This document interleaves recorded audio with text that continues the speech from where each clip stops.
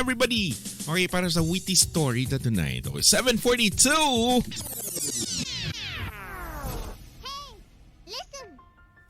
Okay, once upon a time. So story ni sa about sang two men.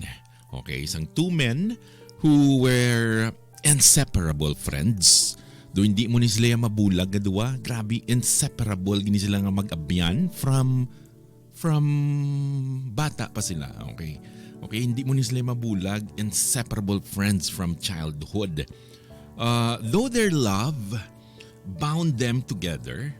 Okay, grabing pag-abyanay nila, bound them together. A series of unfortunate circumstances forced them to live in a separate and hostile countries. Okay, so bisan anong ilang love sa isa kag isa as friends, okay, hindi gid maiwasan nga mas separate gid sila yang isa ma-star sa piyak nga country. Ang isa naman niya ma-star naman sa piyak nga country. Ang isa niya binag-star sa Russia, ang isa naman niya sa Ukraine. So hostile nga countries, hindi magkasundo, magkaaway nga country. So one day, one of the men, a merchant or do ka businessman ning isabi no. So a merchant came to visit his friend.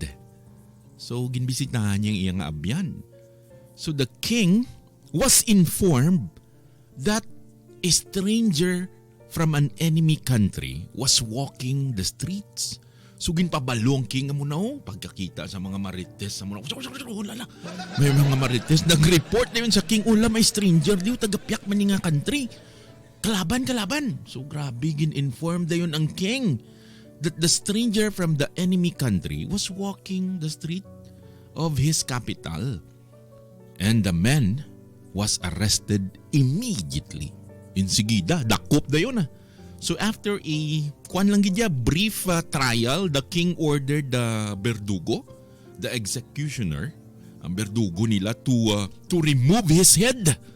Utdan ulo! Grabing orders ang king mo na in order that the man to be headed. And syempre the merchant fell to his knees, grabing luhudo niya and begged the king. He begged the king to allow him to complete his business. Okay, kung baga may mga business pa nga dapat tapuson, nagbeg siya to complete his business before he was killed. Naanti sa patyo na dapat pa sa nga tapuson. So yung ambalya, Your Majesty, all my money is invested with other merchants. And we have no written documents. Amo na ambalya. So ginaayo yang king, wala kami may kasulatan. If I die without clearing my financial affairs, ambala niyang king if I die without clearing my financial affairs, my wife and children will suffer, will be poor. Amo na bing ambalya will destitute. Mawadaan gid sila, mangin walang-wala gid sila. Permit me, please. Pasugti ko, permit me to go home and set my business in order and I will return. Muna balya, I will return. Promise. So pagkabati ka kingling ka kingo, ano mo matiyag mo sa akon? Buwang? Do you take me for a fool? Nano ka man? Amo na hambal sang king, so the king demanded. Kanya sino man niyang gininto mo man who has ever heard of a prisoner returning without force? Sino din kay kakita or nakabati prisoner nga buhian mo tapos mabalik lang gid nga kusa nga wala gin dakop, wa gin pilit.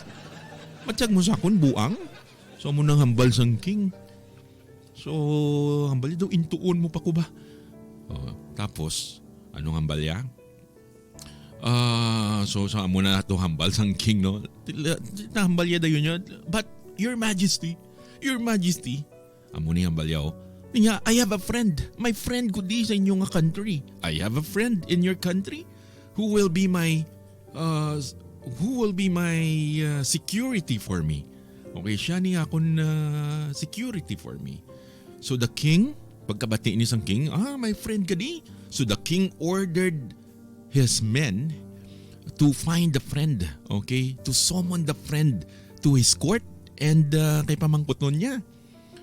So ginapangita na to. So pag abot na to sang friend niya, ginambalan na sang king ang friend niya mo na, will you be the security for your friend? Understand if he does not return, so gin-explain sang king, if he does not return, you will die. Amo na hambal ya. So pagkabati ni sang friend niya, hambal sang friend niya, no problem.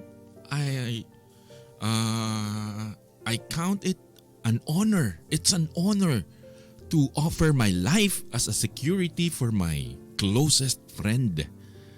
Okay. It's an honor also to serve you, my king. Amo na hambal sang friend, sang man. So the king was surprised and syempre doon nalipay man ang king and allowed the merchant gaan niya 1 month allowed 1 month to finish his business. Okay? Pero hinambalan siya sang king, if you do not return in 30 days, if you do not return in 30 days, kabalo ka na kung anong matabo. We will cut off the head of your friend. So on the last day, fast forward na, ligad ng 30 days. So on the last day of the month, so the king waited. So the king waited until dusk. Okay? Halin sang agas ta magkasisid mo, nasta magdali na lang magtunod ang adlaw. Nagulat gid ang king for the merchant to return. So just before the sun was to set. So just before nga magtunod ang adlaw, so the king, duway pa manugtunod pa lang So the king ordered the berdugo. Gintawag yan ng berdugo. Gintawag yan ng executioner to remove the head of the prisoner or to remove the head of the friend nga sa ila, nga taga-ila. Ginabala niya na nga to remove the head nga utda na ulo. So the man, the friend, knelt before the wooden block, dakong block amo nga daw kwan, nga daw tapalan. So and then sang pagluhod niya nga ginbutang niya ng iya ulo sa block to the wooden block, there was a shout, may gasininggit amo from the crowd. Ano na siya? So the merchant is coming. Damo mga marites amo nagatilipon. Ano na siya? Kadto na. The merchant is coming. So as the man arrived, he saw that his friend was about to be slain, was about to be headed.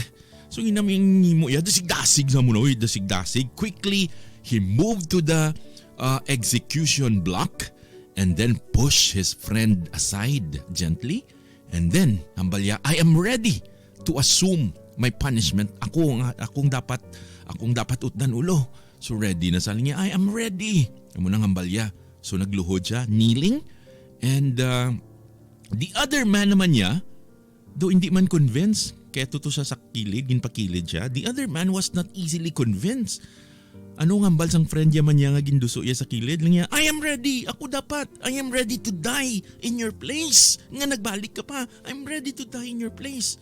He said nga, he said firmly, ako dapat, I'm ready. So the two men, ang nagtabo to ya, naglalisay sila, nagkamog. Ako dapat, they argued for several minutes. Hindi ako gani. Gaagaway sila kung sino ang mautdan ulo. Ga-argue sila for pila ka minutes. And then, kada isa sila declaring his intention to be the one who would be executed. Ako dapat. Ang isa gambal man, hindi ako. So meanwhile, the king and his court, and syempre ang mga marites tungang kalambong, watch the discussion with amazement. Doon nalingaw gid sila samtang tanaw sila mo na. Doon nalingaw sila. Na-amaze gid sila sang lalisay sang duwa ka mag-abyan. And finally, the king ordered the sword to be removed. Gin-order yang berdugo, ang executioner, nga mapahigad halindanay. And saying, I have never witnessed, hambalya sa crowd, I have never witnessed such loyalty, devotion in all my life, Na-amaze gid sa niya, why ko niya kakita nga muning kakatabo mo. I have never witnessed such devotion and loyalty in all my life. So ginimo ya, both of you are pardoned. Hambal sang king, both of you are pardoned. And then, ginpatawad niya na to ang duwa ka mag-abyan. And ginpatawag niya to. Next, the king called them. Gintawag sila sang king. So the king called the two men before him. And ang hambal sang king, hambal niya sa mga crowdo, deep friendship is a rare jewel. Niya tumalagsahon lang niya. Ang amuni klase nga friendship, tumalagsahon lang niya katama. Okay, niya deep friendship is a rare jewel. He said to the crowd and he said to the friends. Tapos hambal sang king, I beg you. Hambal niya, I beg both of you. So ang king pa yan nag-ayo, linya, I beg you, both of you. Linya, allow me to join you as a third or as a friend. And from that day on, the two men became companions of the king. Wow. That's the end of the story. Alright, if you like the story is ulawig, but if you like the story, I want you to react. Give me your reaction, comment, send your reactions sa 0912-718-7011. Sana oil. Tanan maya mo na ang friends, no? Okay, so send your reaction now. Good evening, everybody!